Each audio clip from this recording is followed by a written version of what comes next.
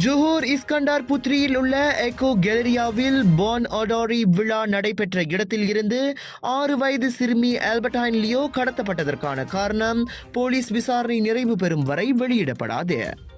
தற்போது நடைபெற்று வரும் விசாரணைக்கு இடையூறு ஏற்படாமல் இருக்க அந்நடவடிக்கை எடுக்கப்பட்டுள்ளதாக ஜோஹர் போலீஸ் தலைவர் கமிஷனர் எம் குமார் தெரிவித்தார். சந்தேக நபரின் தடுப்பு காவல் நீட்டிக்கப்பட்டுள்ளது. அதனால் விசாரணை தொடர்பான மிக அண்மைய தகவல்கள் அவ்வப்போது வெளியிடப்படும் எனவும் குமார் சொன்னார். இவ்வேளையில் சுகாதார அறிக்கையின் அடிப்படையில் சம்பந்தப்பட்ட சிறுமி காயம் எதுவும் இன்றி நலமாகவும் பாதுகாப்பாகவும் இருப்பதையும் குமார் உறுதிப்படுத்தினார். அந்த கடத்தல் சம்பவம் தொடர்பில் இம்மாதம் 23ஆம் தேதி பத்தாங்காலியில் உள்ள தங்கும் விடுதி ஒன்றில் கைது செய்யப்பட்ட சிறுமியுடன் இருந்த 31 வயது ஆடவனின் தடுப்பு காவல் வரும் ஞாயிற்றுக்கிழமை வரை நீட்டிக்கப்பட்டுள்ளது.